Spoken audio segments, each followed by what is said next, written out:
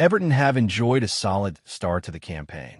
Negativity has wended its way in over recent weeks, and understandably so, but few expect the 14th-place Premier League side to slump into the drop zone and remain there.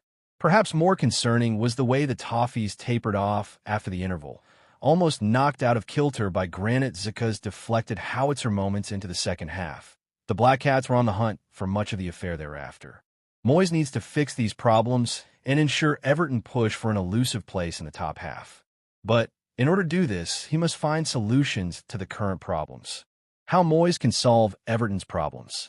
Not to be unduly pragmatic, but the data suggests Everton are headed for a mid-table Premier League finish, settled somewhere on the bottom half of the ladder.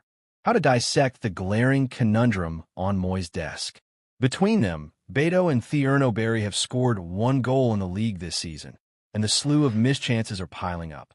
Barry will be desperate to break his duck after moving to the Hill Dickinson from Villarreal for a £27 million fee in July.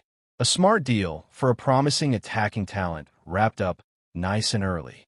Things need to improve in the final third, with Iliman Ndiaye and Jack Grealish keeping things afloat. However, Moyes' job would be a whole lot more unstable with the defenders not playing their part. James Tarkowski has not looked his sharpest so far this term, though Jordan Pickford is as important as ever. An issue down the defensive flanks is as noisy a talking point as the one at number 9.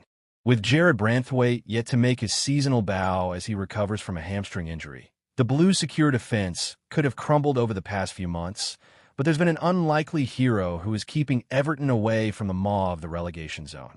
The Everton flop saving Moyes' skin. Toward the end of the 2024-25 campaign, it looked nailed on that Michael Keane would close the door on his Everton career, drawing to a close a career on Merseyside with many ups and downs. Keane, 32, penned a new deal at the start of the summer, and that's a move which has proved incredibly shrewd, for he has started all 10 Premier League fixtures so far as Branthwaite recovers. Once said to have failed a succession of managers at Goodison Park by writer Jim Keogan, Keane looks as sharp and cultured as he ever has, really making a positive impression as the protective tissue in front of Pickford's goal. Against Sunderland, for example, Liverpool World handed him a 9 to 10 match rating for his defensive contribution. Looking at how Keane has fared alongside Tarkowski, you might argue he has been the superior man.